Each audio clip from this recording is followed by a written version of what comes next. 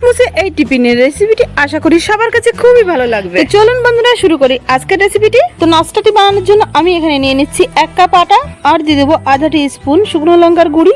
লঙ্কার গুঁড়িটা মিহি পেশানা, লঙ্কাটা কুটে নেওয়া। আর দিয়ে দিচ্ছি 1 চামচ সাদা তিল। এই তিলটা কিন্তু এই খাবারটার মধ্যে ভালো একটা স্বাদ আনবে আর মুচমুচে ভাব আসবে। স্বাদ মতন দিয়ে দিতে হবে লবণ। এখানে আমি 2 চামচের মতন ঘি গরম করে নিয়েছি। ঘির বদলে তেলও দেওয়া যাবে, কিন্তু ঘিতে স্বাদটা অনেক ভালো আসে, তার জন্য আমি ঘি ব্যবহার করছি। আপনি চাইলে তেলও ব্যবহার করতে পারেন।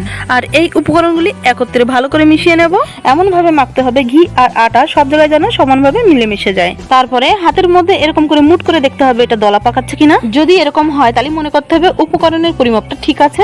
এবার আমি এর মধ্যে অল্প অল্প জল দিয়ে একটু ডোয়ের মতন করে মেখে নেব। আর এই যে দেখেন বন্ধুরা, আমরা যেমন রুটি বানানোর জন্য আটা মাখাই ঠিক তেমন হয়েছে, কিন্তু ওর থেকে একটু শক্ত করতে হবে। এই ডোটাকে আমি ঢেকে 5 মিনিটের জন্য রেখে দিচ্ছি। আর এই যে আমি এখানে নিয়ে নিয়েছি 2টো সিদ্ধ করা আলু। যেই আলু দুটো আমি এরকম ভাবে একটু গ্রেট করে নেব। এবার আমি এই আলুর মধ্যে কিছু উপকরণ মিশাবো, যেমন 2টো কাঁচা লঙ্কা যেটা আমি আগে থেকে কুচি করে রেখেছিলাম। তারপরে দিয়ে দেবো আধা ছোট চামচ লঙ্কার গুঁড়ি। এখানে এই খাবারটা যদি বাচ্চাদের জন্য বানান তাহলে কিন্তু লঙ্কার গুঁড়োটা বাদ দিতে পারেন। দিয়ে দিচ্ছি 1 চামচের মতো চাট মশলা, আর দিয়ে দিচ্ছি একটুখানি গরম মশলা পাউডার, আর সবার শেষে দিয়ে দেবো অল্প কিছু ধনেপাতা কুচি। এবার আমি উপকরণগুলি ভালো করে মিশিয়ে নেব। আমাদের কিন্তু এখানে লবণটা বাদ রয়ে গেছে, লবণটা স্বাদ মতন দিয়ে দিতে হবে। এবার উপকরণগুলি আর একবার ভালো করে একসাথে মেখে নেব। আর আমি আগে যে আটাটা মেখে রেখেছিলাম সেটা রুটির মতন বেলে চৌকো শেপে কেটে রেখেছি। এইখানে কিন্তু আপনি নিজের পছন্দের যে কোনো শেপ দিতে পারেন। এবার আমি কি করব, একটা চৌকো এই রুটিগুলো নিয়ে এর মাঝখানে 1 চামচের মতো যে আলু আমি মেখে রেখেছি ওটা দিয়ে দেব।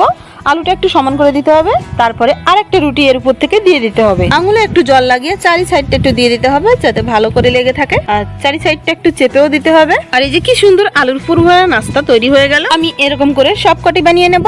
পরিবারের সদস্য সংখ্যা বেশি থাকলে উপকরণের পরিমাপটা বাড়িয়ে নিতে হবে। আমি এইবার আলুর পুরভরা নাস্তাগুলি মুচমুচে করে তোলার জন্য তেলে ভেজে নেব। এই নাস্তাটি এইভাবে সিদ্ধ করে টমেটো সস দিয়ে খেতে কিন্তু দারুণ লাগে। আর যদি এই নাস্তাটি মুচমুচে করে খেতে চান তাহলে এটা তেলে ভেজে নিতে হবে।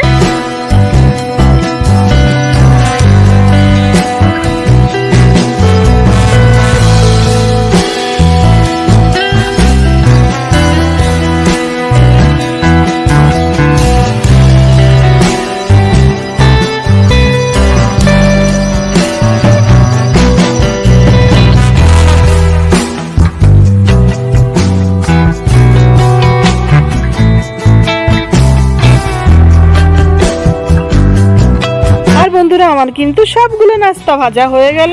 আমি সাথে সাথে 2-4টে কাঁচা লঙ্কাও ভেজে নিয়েছি, যেটা এর সাথে খেতে দারুণ লাগবে। ভিডিওটি আমি এখানেই শেষ করছি। চ্যানেলে নতুন বন্ধু হয়ে থাকলে সাবস্ক্রাইব করতে একদমই ভুলবেন না।